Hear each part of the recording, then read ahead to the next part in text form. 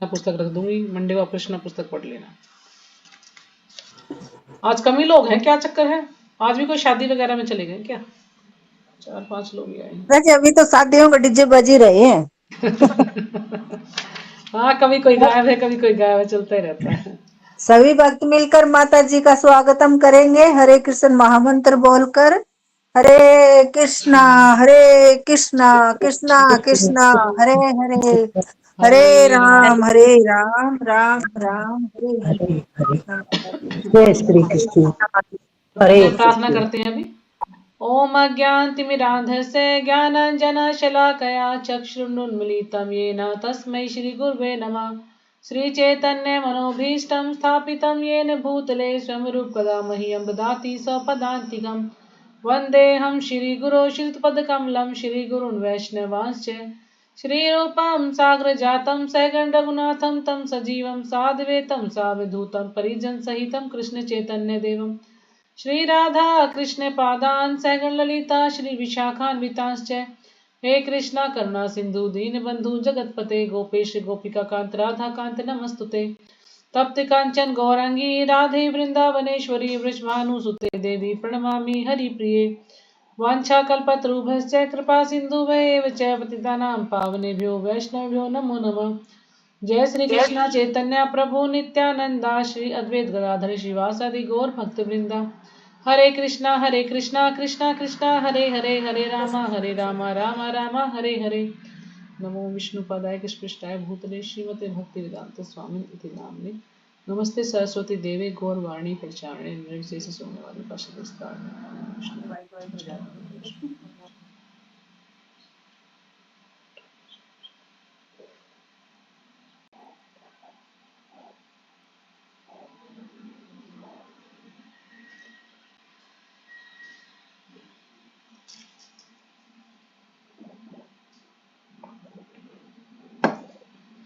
तो आज हम कर रहे हैं श्रीमद् भगवद गीता यथारूप। इसमें 700 श्लोक हैं, 18 अध्याय हैं और अभी हम पढ़ रहे हैं अध्याय 13 प्रकृति पुरुष चेतना। और श्लोक संख्या आज हम करेंगे 8, 9, 10, 11, 12। तो सारे इकट्ठे श्लोक हैं ये। तो देखते हैं हम कितना कवर कर पाते हैं आज के इसमें। तो कल हमने किया था श्लोक संख्या 6 और 7। तो इसमें यहाँ भगवान बता रहे थे कि जो ये शरीर है ये 24 तत्वों से मिलकर बना है, ये जिसको कर्म क्षेत्र भी कहा गया है, क्षेत्र भी कहा गया है। तो पंच महाभूत, अहंकार, बुद्धि, अव्यक्त यानी प्रधान, तीनों गुणों की अप्रकट अवस्था। ये तीनों गुण अप्रकट अवस्था में होते हैं, लेकिन जैसे ही जो महत्व है वो एक्टिवेट होता है तो तीनों गुण जो है ये कार्य करते हैं। फिर इसको फिर प्रकृति बोला जाता है। जब ये अप्रकट अवस्था में है तो इसको प्रधान बोला जाता है। 10 इंद्रियां तथा मन, 5 इंद्रिय विषय, इच्छा, द्वेष, सुख, दुख, संघात। तो ये 5 हमारे इंद्रिय विषय हैं, यानी इच्छा है, द्वेष, सुख और दुख और संघात। जीवन के लक्षण तथा धैर्य, इन सबको संक्षेप में कर्म का क्षेत्र तथा उसकी अंतःक्रियाएं विकार कहा जाता है। तो जो भी ये है इनको विकार कहा जाता है। जो ये 4-5 बताए हैं कि इच्छा, द्वेष, सुख और दुख, ये इसके परिवर्तन है शरीर के। ये शरीर के परिवर्तन के कारण ऐसा होता है। तो हमने 24 तत्वों की चर्चा की थी कल, और 25 और 26 दो तत्व है, आत्मा और परमात्मा। इस प्रकार से 26 तत्वों से बना हुआ ये शरीर है हमारा। तो आज हम पढ़ते हैं श्लोक संख्या 8। अमानित्वम् अदम्भित्वम् अहिंसा शांति आर्जवम् आचार्य उपासनं शौचं स्थैर्यम् आत्म विनिग्रह इंद्रिय अर्थेषु वैराग्यम् अहंकार एव च जन्म मृत्यु जरा व्याधि दुख दोष अनुदर्शनम् असक्ति अनभिष्वंग पुत्रदारगृह आदिषु नित्यं नित्यं च समचिंतित्वम् इष्ट अनिष्ट उपपत्तिषु मयि च अनन्य योगेन भक्ति अव्यभिचारिणी विविक्तः देश सेवित्वम् अर्ति जन संसदि अध्यात्म।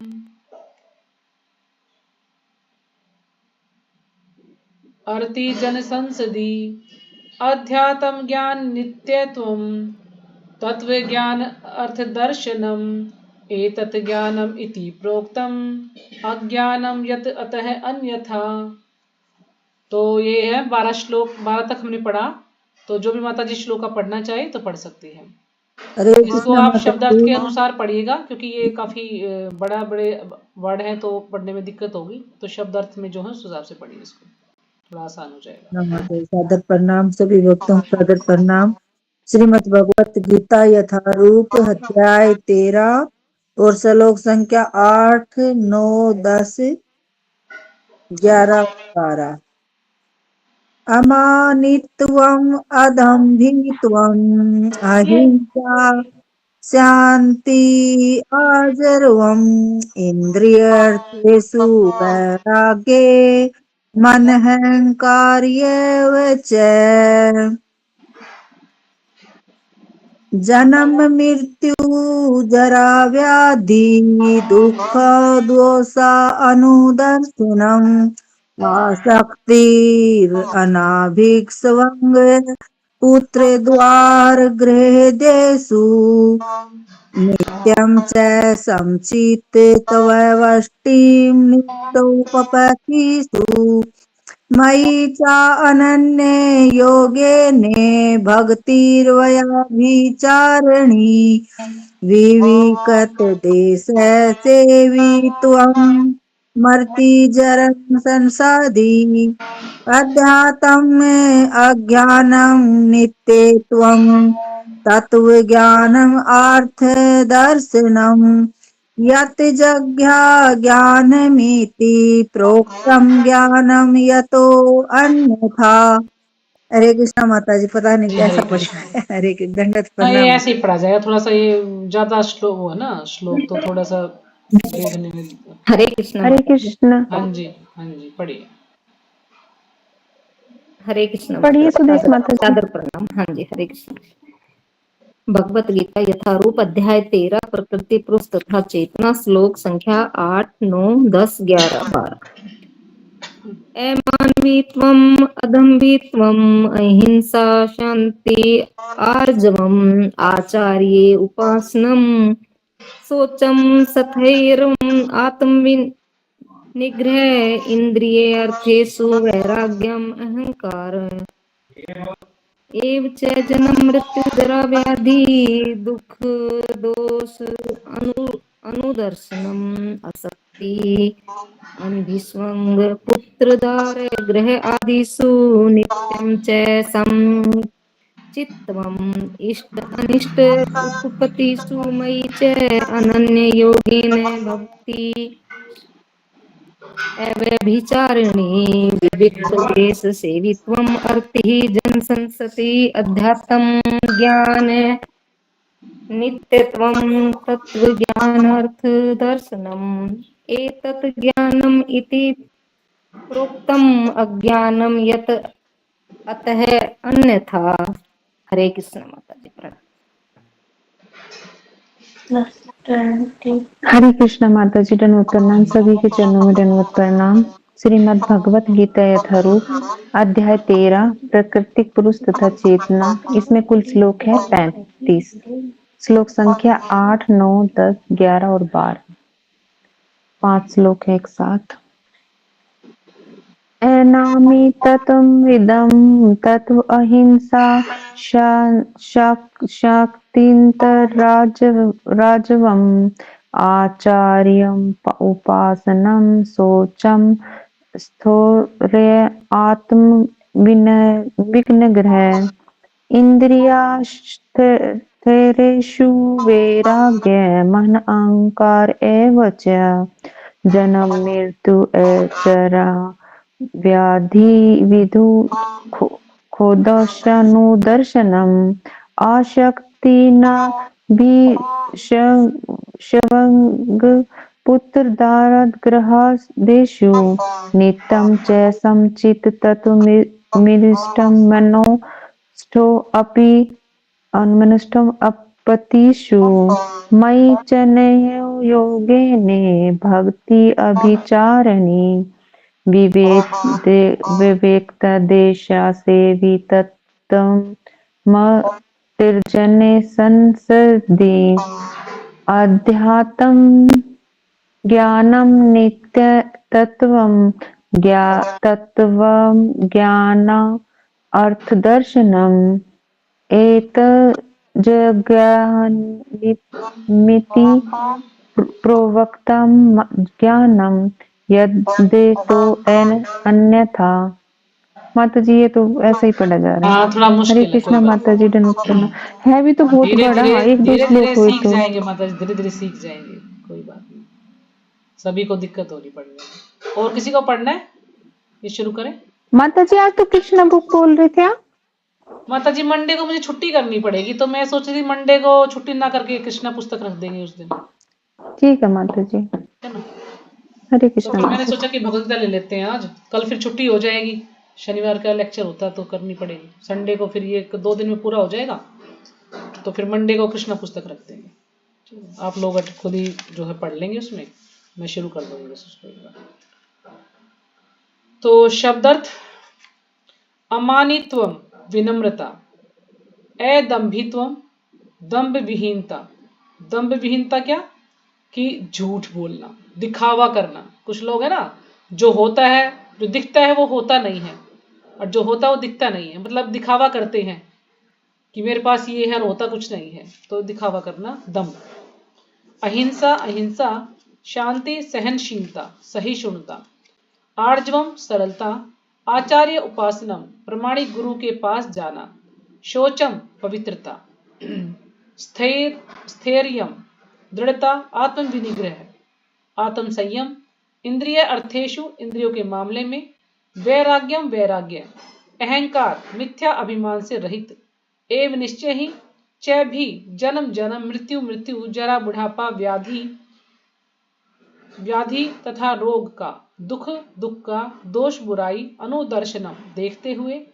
असक्ति बिना आसक्ति के। अनभीष्वंग बिना संगति के। पुत्र पुत्र दार स्त्री गृह आदिषु घर आदि में। नित्यम निरंतर च भी समचित्तत्वम संभाव इष्ट इच्छित अनिष्ट अवांछित उपपतिषु प्राप्त करके। मई मुझ में च भी अनन्य योगेन अनन्य भक्ति से। भक्ति ही भक्ति अव्यभिचारिणी बिना व्यवधान की। विविक्त एकांत देश स्थानों की सेवित्वम आकांक्षा करते हुए। अर्ति ही अनासक्त भाव से। जन संसदी सामान्य लोगों को अध्यात्म आत्मा संबंधी ज्ञान ज्ञान में नित्यत्वम शाश्वतता।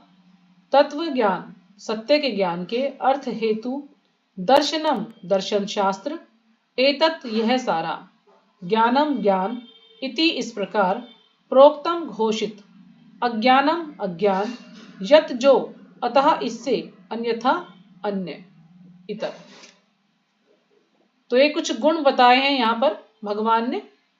तो ये 20 गुण यहाँ पर बताए हैं कि यदि इनके अलावा और जो ज्ञान है वो ज्ञान नहीं अज्ञान है। जो इन गुणों को जानता है तो वो ही ज्ञान है। विनम्रता, दंभहीनता, अहिंसा, सहिष्णुता, सरलता, प्रमाणिक गुरु के पास जाना, पवित्रता, स्थिरता, आत्म संयम, इंद्र तृप्ति के विषयों का परित्याग, अहंकार का अभाव, जन्म मृत्यु वृद्धावस्था तथा रोग के दोषों की अनुभूति, वैराग्य, संतान, स्त्री, घर तथा अन्य वस्तुओं की समता से मुक्ति, ममता से मुक्ति, अच्छी तथा बुरी घटनाओं के प्रति संभाव, मेरे प्रति निरंतर अनन्य भक्ति, एकांत स्थान में रहने की इच्छा, जन समूह से विलगाव, आत्म साक्षात्कार की महत्ता को स्वीकारना, तब परम सत्य की दार्शनिक खोज। इन सबको मैं ज्ञान घोषित करता हूं। तो भगवान कह रहे हैं कि जो 20 नाम उन्होंने गिनाए कि इनको ज्ञान घोषित करते हैं और इनके अतिरिक्त जो भी है वह सब अज्ञान है। तो यहाँ पर प्रभुपाद जी हमें तात्पर्य में एक एक पॉइंट पे पूरा अच्छे से समझा रहे हैं, तो हम प्रभुपाद जी के तात्पर्य को ही पढ़कर समझने का प्रयास करेंगे। तो तात्पर्य श्रीपाद जी के द्वारा, श्रीपाद जी की जय। कभी कभी अल्पज्ञ लोग ज्ञान की इस प्रक्रिया को कार्यक्षेत्र की अंतक्रिया विकार के रूप में मानने की भूल करते हैं, है ना। जिन लोगों के अंदर बुद्धि कम होती है तो क्या सोचते हैं कि जो ज्ञान की जो प्रक्रिया है बताई है ये क्या है, कार्य क्षेत्र की अंतक्रिया यानी विकार के रूप में है, यानी जो हमारा शरीर है उसके विकार के रूप में है, ये मानने की भूल करते हैं। लेकिन वास्तव में यही असली ज्ञान की प्रक्रिया है। तो यानी ये शरीर के विकार के कारण नहीं है कि शरीर में कुछ विकार हुआ तो ये ऐसे ये हमने करना है, नहीं, वास्तव में यही ज्ञान है। यहाँ प्रभुपाद जी में समझा रहे हैं, यदि कोई इस प्रक्रिया को स्वीकार कर लेता है तो परम सत्य तक पहुंचने की संभावना हो जाती है। यानी जो प्रक्रिया भगवान ने हमें बताए हैं, ये गुण अगर ये हमारे पास हैं, हम इसको अच्छे से जानते हैं। माता जी क्या बताया 20 प्रकार की वो विकार?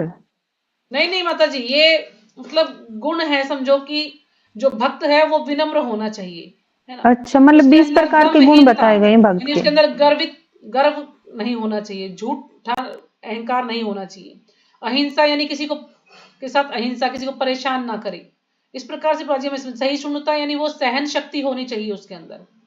तो इस प्रकार से ये अगर हमारे अंदर है तो ये वास्तव में यही ज्ञान है। अगर हम इन गुणों को अपने ऊपर अप्लाई करेंगे, इसके अनुसार हम तो कहते हैं ना शुद्ध भक्त, उस प्रकार से हमारी स्थिति हो जाएगी।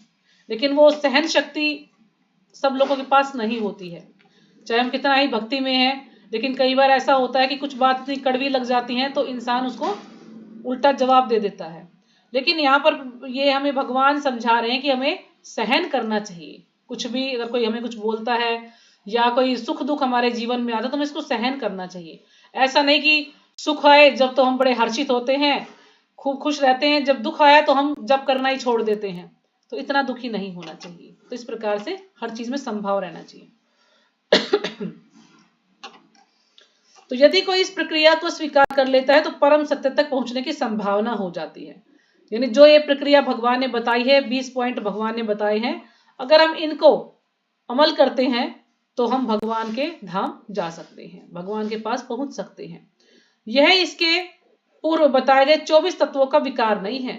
अब कभी हम ये सोचे कि जो हमने 24 तत्वों की चर्चा की है उनका विकार है, ये 24 तत्वों के विकार के कारण है, उनमें परिवर्तन के कारण ये पॉइंट बताए हैं। नहीं, ये उसमें विकार का कोई इनसे लेना देना नहीं है, ये अलग है। तो यह वास्तव में इन तत्वों के पास से बाहर निकलने का साधन है। तो जो भगवान ने हमें ये जो पॉइंट बताए हैं, ये किस लिए बताए हैं? ताकि जो हम इन तत्वों के पास से बाहर निकलने का साधन है। यानी हम जो इस भौतिक संसार में फंसे हुए हैं तो उससे बाहर हम कैसे निकल सकते हैं, ये उसकी प्रक्रिया है। देहधारी आत्मा 24 तत्वों से बने आवरण रूप शरीर में बंद रहता है, और यहां पर ज्ञान की जिस प्रक्रिया का वर्णन है वह इससे बाहर निकलने का साधन है ना। जो शरीर है वो 24 तत्वों से बने इस शरीर रूपी आवरण में जो आत्मा है वो बंद रहता है, क्योंकि ये उसके ऊपर एक आवरण है, खोल है एक, ये 24 तत्वों का। और यहाँ पर जो ज्ञान की जो प्रक्रिया का वर्णन है वो किस लिए है? ताकि हम इससे बाहर निकल सके, है ना। हम चिपके रहते हैं ना अपने भौतिक संसार में, तो हम इससे बाहर निकल सके इन गुणों को अपनाकर, इन पॉइंट्स को अपनाकर हम बाहर निकल सके, इसलिए साधन बताए हैं। ज्ञान की प्रक्रिया के संपूर्ण वर्णन में से 11वें श्लोक की प्रथम पंक्ति सर्वाधिक महत्वपूर्ण है। अब जो 11वां श्लोक है इसमें हमने जो भी पढ़ा उसकी जो पंक्ति है वो बहुत ही महत्वपूर्ण है। प्राजी में समझा रहे हैं कि मई चानन्य योगेन भक्ति व्यभिचारिणी, यानी ज्ञान की प्रक्रिया का अवसान भगवान की अनन्य भक्ति में होता है। ज्ञान की जो प्रक्रिया है उसका अवसान यानी उसकी अंतिम सफलता, उसका अंत कह सकते हैं, उसका अंत भगवान की अनन्य भक्ति में होता है। जो भी हम ज्ञान ले रहे हैं उसका अंत कहाँ होगा? भगवान की अनन्य भक्ति में। हमें भगवान की अनन्य भक्ति करनी है, यानी कोई और नहीं, सिर्फ भगवान कृष्ण की ही भक्ति करनी है। अतएव यदि कोई भगवान की दिव्य सेवा को नहीं प्राप्त कर पाता या प्राप्त करने में असमर्थ है तो शेष 19 बातें व्यर्थ हैं। अब कोई व्यक्ति भगवान की दिव्य सेवा नहीं कर पाता और जो ये अनन्य भक्ति है या इनको करने में वो असमर्थ है ना, उस पर अमल नहीं कर पाता, तो शेष 19 बातें व्यर्थ हैं। तो जो शेष 19 बातें बताई ये भी व्यर्थ है, यानी ये सब हमें इन सभी को ग्रहण करना है, सभी को अपनाना है। लेकिन यदि कोई पूर्ण कृष्ण भावना से भक्ति ग्रहण करता है तो अन्य 19 बातें उसके अंदर स्वयं विकसित हो जाती हैं। लेकिन हम पूरी तरह से कृष्ण भावना भावित बन जाएं तो जो 19 बातें हैं ये अपने आप ही हमारे अंदर विकसित हो जाएंगी। इसको हमें अलग से विकसित करने के लिए कोई अलग से कोई प्रयास करने की जरूरत नहीं है। लेकिन करना क्या है कि हमें भगवान की पूर्ण कृष्ण भावना भावित होना है, अच्छे से भक्ति करनी है भगवान की। जैसा कि श्रीमद् भागवत में 5.18.12 में कहा गया है, यश यास्ति भक्ति भगवत्य किंचनः सर्वै गुणैस्तृत समासते सुराः। तो ये भागवतम का श्लोक है, 5वें स्कंद का 18वें अध्याय का 12वां श्लोक। जिसने भक्ति की अवस्था प्राप्त कर ली है उसमें ज्ञान के सारे गुण विकसित हो जाते हैं। तो उसमें भी यही बताया गया कि यदि हमने भक्ति की अवस्था को प्राप्त कर लिया है ना, हम पूरी तरह से कृष्ण भावित हो गए हैं, तो उसमें जो जितने भी ज्ञान के जो गुण बताए गए हैं ये सारे अपने आप ही विकसित हो जाएंगे हमारे अंदर। जिसने, जैसा कि 8वें श्लोक में उल्लेख हुआ है, गुरु ग्रहण करने का सिद्धांत अनिवार्य है। अब जो हमने 8वां श्लोक पढ़ा है उसमें बताया ना कि आचार्योपासनम सोचम, आचार्योपासनम यानी हमें गुरु की शरण ग्रहण करनी है। तो 8वें श्लोक में उल्लेख हुआ है कि गुरु ग्रहण करने का सिद्धांत अनिवार्य है। क्यों? क्योंकि गुरु के बिना ज्ञान नहीं। क्योंकि हर चीज में चाहे हम कुछ भी सीखना चाहें तो गुरु अवश्य होता है, और जब तक गुरु नहीं होगा तो हमारी प्रगति नहीं हो पाएगी। तो हमें इसलिए गुरु की आवश्यकता है, हमें गुरु सबको अवश्य बनाना चाहिए। वैसे भी हम देखते हैं कि चाहे को किसी भी संस्था से जुड़ा हुआ है तो गुरु सभी के होते हैं, है ना, चाहे वो किसी भी धर्म को फॉलो कर रहे हैं, लेकिन गुरु सबके होते हैं। यानी गुरु एक अनिवार्य है, गुरु हम सबका होना चाहिए जो हमें भक्ति के मार्ग पर ले जाए, अच्छे से हमें जो है समझाए सारी चीजों को। यहां तक कि जो भक्ति स्वीकार करते हैं उनके लिए भी यह अत्य आवश्यक है। जो भक्ति स्वीकार कर रहे हैं उनके लिए भी ये आवश्यक है, जरूरी है गुरु बनाना। ये नहीं कि जो भौतिक शिक्षा ले रहे हैं उन्हीं के लिए गुरु की आवश्यकता है, जो आध्यात्मिक शिक्षा ले रहे हैं उनके लिए भी गुरु की आवश्यकता है। आध्यात्मिक जीवन का शुभारंभ तभी होता है जब प्रमाणिक गुरु ग्रहण किया जाए। ठीक है, तो आध्यात्मिक जीवन कब से शुरू होता है? जब हम गुरु ग्रहण करते हैं। तो गुरु हम सबको ग्रहण करना चाहिए। तो जैसे गुरु भी होते हैं ना, शिक्षा गुरु, दीक्षा गुरु, पथ प्रदर्शक गुरु, चैत्य गुरु, तो 3-4 प्रकार के गुरु होते हैं। तो हम सबको गुरु ग्रहण करना चाहिए अगर हमें भक्ति में प्रगति करनी है, तो कुछ करना है भक्ति में। तो भगवान श्री कृष्ण यहां स्पष्ट कहते हैं कि ज्ञान की यह प्रक्रिया ही वास्तविक मार्ग है। तो जो भगवान ने इतने सारे हमें ज्ञान के बारे में इतने सारे पॉइंट दिए हैं, तो वास्तव में ये जो ज्ञान की जो प्रक्रिया है यही असली मार्ग है। इससे परे जो भी विचार किया जाता है व्यर्थ होता। इससे अलग जो भी हम और अपने मनगढ़ंत तरीकों से जो भी सोचते समझते हैं वो सब बेकार है। यहाँ पर ज्ञान की जो रूपरेखा प्रस्तुत की गई है उसका निम्नलिखित प्रकार से विश्लेषण किया जा सकता है। तो जो भी यहाँ प्रक्रिया दी गई है ज्ञान की भगवान के द्वारा, उसका हम अच्छे से विश्लेषण कर सकते हैं, उसको विस्तार से समझ सकते हैं। तो प्रभुपाद जी हमें इस तात्पर्य के अनुसार हमें ये समझा रहे हैं। तो सबसे पहला गुण है विनम्रता। और विनम्रता यानी अमानित्व का अर्थ है कि मनुष्य को अन्यों द्वारा सम्मान पाने के लिए इच्छुक नहीं रहना चाहिए। तो क्या अर्थ है इसका, विनम्रता का, कि औरों के द्वारा सम्मान पाने के लिए इच्छुक नहीं रहना चाहिए। यानी कोई हमारा कहे सम्मान करे या अपमान करे, हमें जो है एक सा रहना चाहिए। हमें मतलब ये आशा नहीं करनी चाहिए, किसी से इच्छा नहीं करनी चाहिए कि कोई हमारा सम्मान करे, या किसी ने हमारा सम्मान नहीं किया तो हम दुखी हो जाएं। कभी भी अपने सम्मान की इच्छा नहीं करनी चाहिए ना। कुछ लोग दान देते हैं तो ये क्या सोचते हैं कि लोग मेरा सम्मान करें, कि मैंने भाई इतना दान दिया है ना। कुछ लोग जैसे तीर्थ स्थानों में दान करते हैं तो ये भी वहां पर लिखवा देते भी फलाने फलाने व्यक्ति ने ये दान किया, उसकी तरफ से कमरा बनाएगा, ये किया। तो यानी कुछ लोग इस प्रकार से दान करते हैं ताकि उनका सम्मान किया जाए। तो हमें यानी सम्मान की इच्छा नहीं करनी चाहिए, क्योंकि हो सकता है कोई, जैसे अब पुस्तक वितरण का उदाहरण ले, हम पुस्तक वितरण करने जाते हैं तो हम किस लिए जाते हैं पुस्तक वितरण करने? अपने गुरु को प्रसन्न करने के लिए, भगवान को प्रसन्न करने के लिए, है ना। क्योंकि हमारे गुरु ने, प्रभुपाद जी ने हमें कहा है कि पुस्तक वितरण करना चाहिए।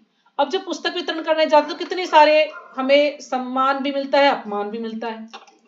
तो कोई जरूरी नहीं कि सभी हमारा सम्मान करे। कुछ लोग हमें डांट भी देते हैं, कुछ बुरा भला भी बोलते हैं और हमें कहते हैं हमें नहीं लेनी पुस्तक, तो हमारा मन बड़ा दुखी होता है। लेकिन उसमें भी हमें स्थिर रहना चाहिए, हमें दुखी नहीं होना चाहिए। हम ये सोच रहे चलो ठीक है, भगवान की यही इच्छा होगी। या हमें ये भी देखना चाहिए कि पहले हम भी तो ऐसे ही थे, हम कौन सा एकदम से भक्ति में जुड़ गए हैं, है ना। हमें भी किसी ने जोड़ा तो हमने भी नानुकर की होगी, पहले किसी को कुछ बुरा भला भी बोला होगा।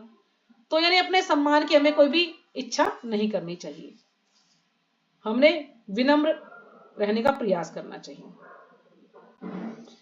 हम देहात्म बुद्धि के कारण अन्यों को से सम्मान पाने के भूखे रहते हैं।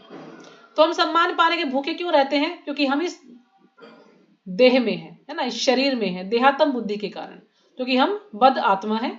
इसलिए हम सोचते हैं कि किसी ने हमारा सम्मान नहीं किया, उसने मेरा सम्मान नहीं किया, ठीक है मैं नहीं जाऊंगी वहां पर, या मैं नहीं जाऊंगा वहां पर, वो तो ऐसे लोग सम्मान ही नहीं करते। या मैं उनको ऐसा कुछ बताने के लिए गया था भक्ति के बारे में, तो उन्होंने ऐसा ऐसा बोला, ठीक है मैं नहीं जाऊंगा। तो यानी हमें सम्मान की अपेक्षा करनी ही नहीं, इच्छा करनी ही नहीं है। क्यों? क्योंकि हम कौन है? हम बद्धजीव हैं। हम भगवान की प्रसन्नता के लिए, गुरु महाराज की प्रसन्नता के लिए वहां पर गए हैं प्रचार करने के लिए, तो हमें उसमें दुखी नहीं होना चाहिए। लेकिन पूर्ण ज्ञान से युक्त व्यक्ति की दृष्टि में जो यह जानता है कि वह शरीर नहीं है, इस शरीर से संबद्ध कोई भी वस्तु, सम्मान या अपमान व्यर्थ होता है। लेकिन जिसको पूर्ण ज्ञान है कि वो क्या है, वो शरीर नहीं है, हम क्या है, हम तो आत्मा है। तो जो अपमान किया उसने किसके द्वारा किया? इस शरीर के कारण ही अपमान हुआ है, तो इसमें हमारा कोई अपमान हुआ ही नहीं है, तो हम उससे संतुष्ट रहते हैं। यानी जो भी उसने मान अपमान किया वो सब व्यर्थ होता है। जब लोग भक्ति में चले जाते हैं तो वो इतना इस पर ध्यान नहीं देते। जैसे गुरु महाराज का हमने कई बार चर्चा की है कि गुरु महाराज का सामान जो उनके गुरु भाइयों ने बाहर फेंक दिया था तो उनका अपमान ही हुआ ना। लेकिन गुरु महाराज ने बुरा नहीं माना, उन्होंने कुछ नहीं कहा और चुपचाप उठा के चले गए। तो इस प्रकार से हमें कभी ये नहीं देखना चाहिए कि उसने मेरा अपमान किया, हमें यही सोचना चाहिए कि भगवान की जरूर इसमें कोई ना कोई योजना है, कोई संकेत भगवान हमें दे रहे हैं। इस भौतिक छल के पीछे पीछे दौड़ने से कोई लाभ नहीं है। यानी जो ये भौतिक छल है इसके पीछे दौड़ने का कोई भी फायदा नहीं होगा। लोग अपने धर्म में प्रसिद्धि चाहते हैं, अतः यह देखा गया है कि कोई व्यक्ति धर्म के सिद्धांतों को जाने बिना ही ऐसे समुदाय में सम्मिलित हो जाता है जो वास्तव में धार्मिक सिद्धांतों का पालन नहीं करता। तो अब ये दूसरा जो पॉइंट है यह है दंभहीनता। यहाँ पर प्रभुपाद जी ने अलग से दिया नहीं है, तो लेकिन जो लोग अपने धर्म में प्रसिद्धि चाहते हैं, यानी प्रसिद्धि चाहते हैं, वो चाहते हैं कि बहुत ज्यादा उनका मतलब दिखावा करते हैं, प्रसिद्ध होने के लिए दिखावा करते, तो इसको कहेंगे दंभहीनता। तो आप यहाँ पे नोट कर सकते हैं कि ये दंभहीनता का उदाहरण है यहाँ पर। अतः यह देखा गया कि कोई व्यक्ति धर्म के सिद्धांतों को जाने बिना ही ऐसे समुदाय में सम्मिलित हो जाता है जो वास्तव में धार्मिक सिद्धांतों का पालन नहीं करता, और इस तरह वह धार्मिक गुरु के रूप में अपना प्रचार करना चाहता है। यानी वो अच्छे से कोई कार्य नहीं करता है, जो धार्मिक सिद्धांतों को पालन नहीं करता है, सिर्फ दिखावे के लिए, सिर्फ प्रसिद्ध होने के लिए वो ऐसा कार्य करता है कि इस तरह वह धार्मिक गुरु के रूप में अपना प्रचार करना चाहता है, धार्मिक गुरु बन जाता है और पूरे सिद्धांतों को फॉलो नहीं करता है, बस सिर्फ दिखाने के लिए। तो हमें ऐसा नहीं करना है। जैसे कुछ लोग हैं ना आजकल के जो पाखंडी गुरु हैं, वो ऐसे बोलते हैं हम तो भगवान हैं, है ना, हम तो ये कर देंगे, ये जो कुछ सिद्धियां होती हैं, कुछ कुछ चमत्कार करके दिखाते हैं लोगों को भ्रमित करने के लिए। तो क्या चाहते हैं वो? फिर प्रसिद्धि चाहते हैं कि ताकि वो इस समाज में प्रसिद्ध हो जाएं। लोग ये कहें अरे फलाना फलाना जो गुरु भाई वो तो बहुत ज्ञानी है, वो तो ऐसे ऐसी बातें करता है, ऐसे चमत्कार करता है, तो प्रसिद्ध होने के लिए कुछ कुछ करते हैं हम। जैसे कुछ लोग भी हैं अपनी प्रसिद्धि के लिए कुछ भी करने को तैयार रहते हैं आजकल, बस मैं प्रसिद्ध हो जाऊं, लोग मुझे जाने, मेरी प्रशंसा करें। जहां तक आध्यात्मिक ज्ञान में वास्तविक प्रगति की बात है, मनुष्य को चाहिए कि वह अपनी परीक्षा करे।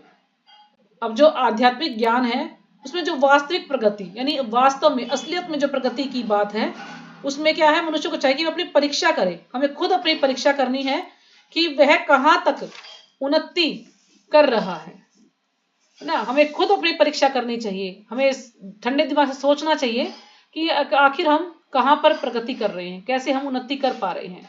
वह इन बातों के द्वारा अपनी परीक्षा कर सकता है। तो हम अपने आप को ही देख सकते हैं कि हाँ, हम कहां पर उन्नति कर रहे हैं या हम कहां पर क्या गलती कर रहे हैं।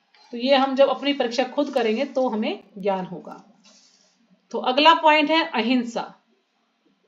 अहिंसा का सामान्य अर्थ वध न करना या शरीर को नष्ट न करना लिया जाता है ना। वास्तव में अहिंसा क्या क्या अर्थ लिया जाता है कि हम किसी को, जीव को मारे नहीं, है ना, किसी को भी ना मारे, तो ये अहिंसा है ना। किसी को हम दुखी नहीं करते हैं या हमारे कारण किसी को कष्ट नहीं पहुंचता है, तो ये अहिंसा है। लेकिन वास्तव में अहिंसा क्या है, प्रभुपाद जी हमें समझाएंगे यहाँ पर।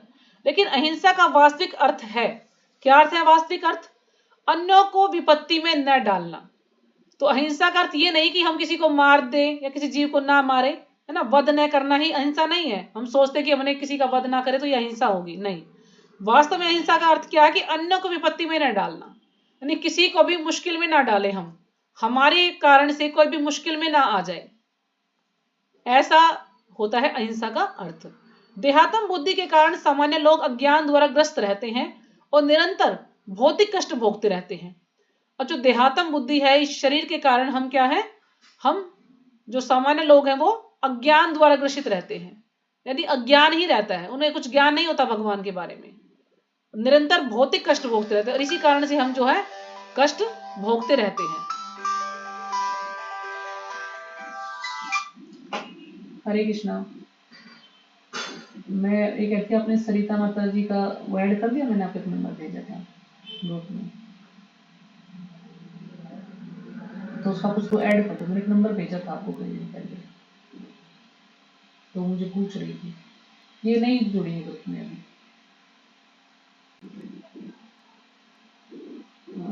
पता नहीं, मुझे तो सरिता के नाम से ऐड करवाना है उसको, आप उसमें आज से ग्रुप में ऐड करते उसको। ठीक ठीक है, हाँ ठीक है।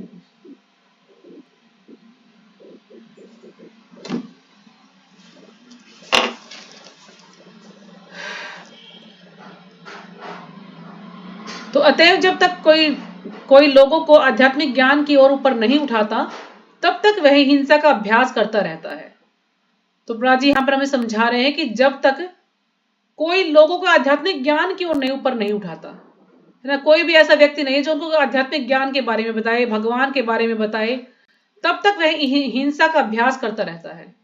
तब तक हम सब हिंसा का ही अभ्यास करते हैं। तो हमें वास्तव में असली अहिंसा क्या है कि दूसरों को विपत्ति में न डालना और उनको भगवान से जोड़ना। अगर हम उनको भगवान से नहीं जोड़ पाते, उनको भगवान के बारे में ज्ञान नहीं दे पाते, तो वो हिंसा करना ही हुआ। यदि हम उनको भगवान से जोड़ देते हैं तो वास्तव में वही अहिंसा है। व्यक्ति को लोगों में वास्तविक ज्ञान वितरित करने का भरसक प्रयास करना चाहिए, जिससे वे प्रबुद्ध हों और इस भव बंधन से छूट सके, यही अहिंसा है। तो वास्तव में असली अहिंसा क्या है कि हम उनको भगवान से जोड़े ताकि वो इस भव बंधन से छूट सके, इस भव सागर को पार करके भगवान के धाम जा सके।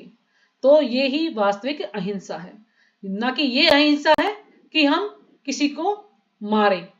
तो ये हम सोचते भी किसी को नहीं मारे तो अहिंसा कर रहे हैं, नहीं। वास्तव में अहिंसा क्या है कि हम उस व्यक्ति को भगवान से जोड़ना है ताकि वो इस भव बंधन से छूट सके। तो ये हम तो पहले माता जी यही समझते थे कि अहिंसा का मतलब यही है कि हम किसी को मतलब नष्ट नहीं करना, जैसे जीव जंतु या मतलब किसी की भी हत्या नहीं करना।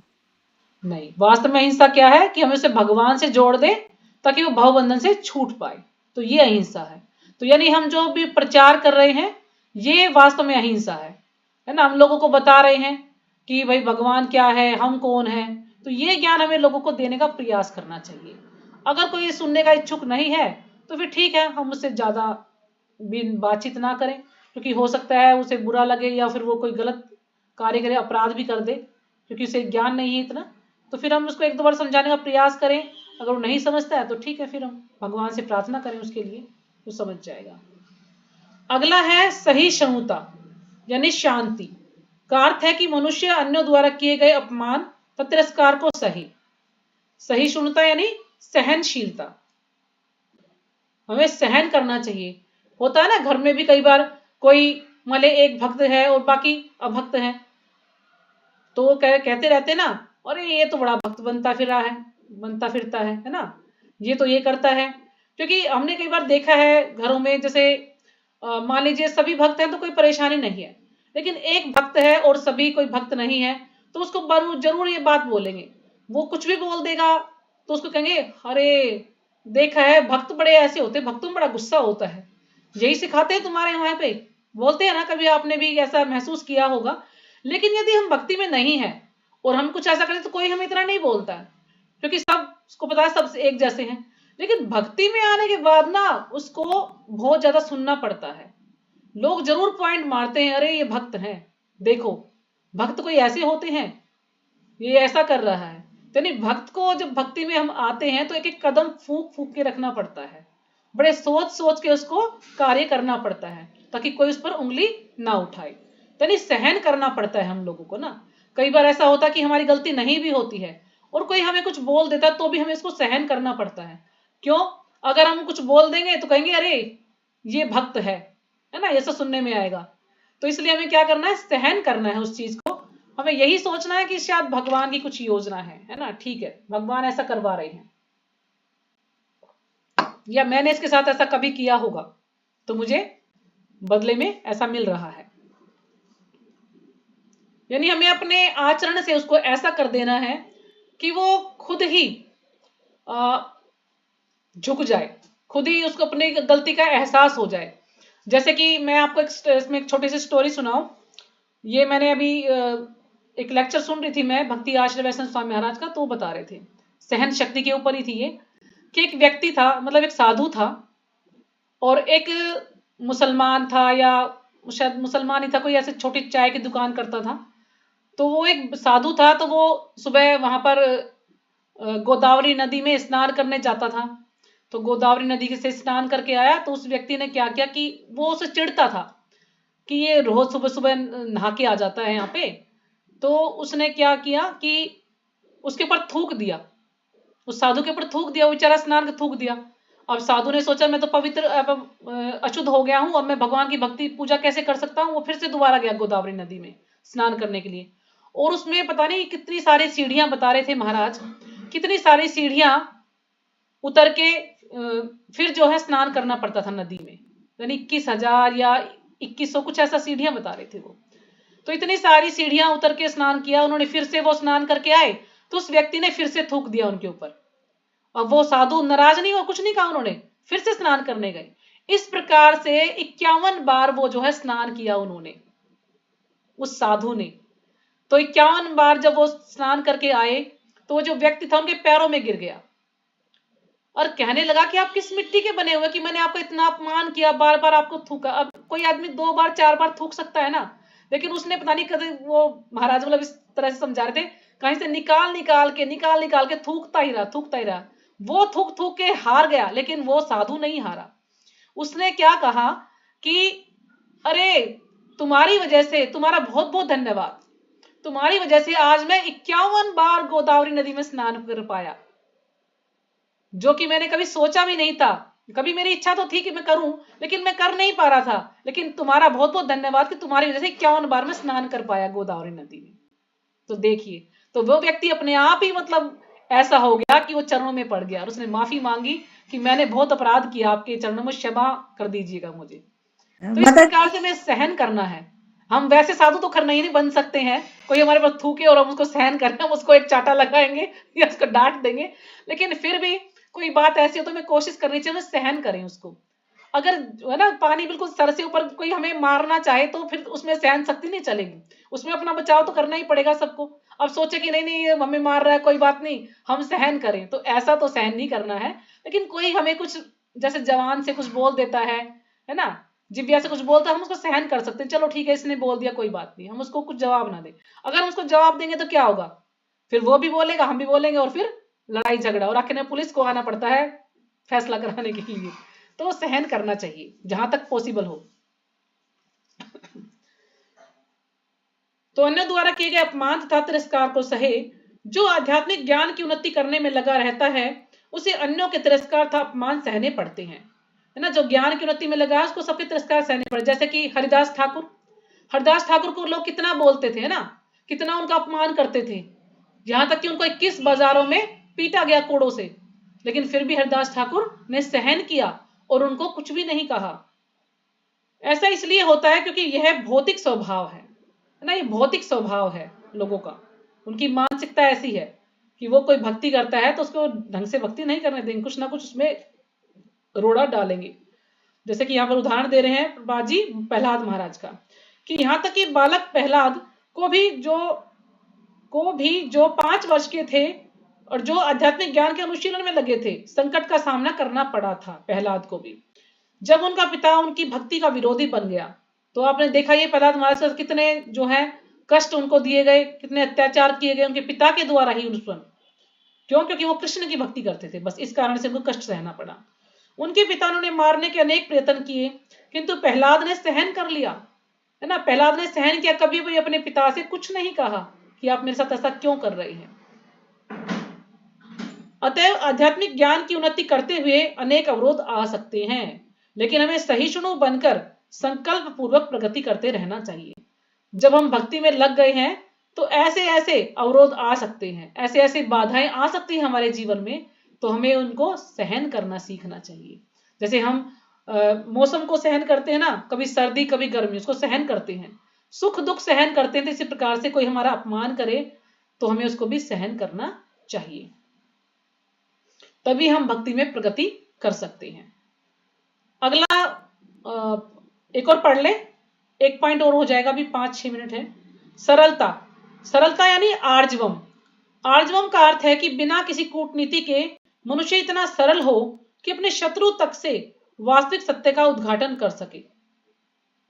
यानी अपने बिना किसी कूटनीति के मनुष्य इतना सरल हो कि अपने शत्रु तक से वास्तविक सत्य का उद्घाटन कर सके, यानी कोई कूटनीति ना अपनाए वो, है ना। इतना सरल होना चाहिए, कोई शत्रु भी है हमारा तो हम उसको भी जो वास्तविक सत्य है उसके बारे में उसको बता सके, कोई कूटनीति का सहारा ना ले, है ना। जैसे कि शाम दाम दंड भेद होता है ना, हमें ऐसा कोई कूटनीति का सहारा नहीं लेना चाहिए।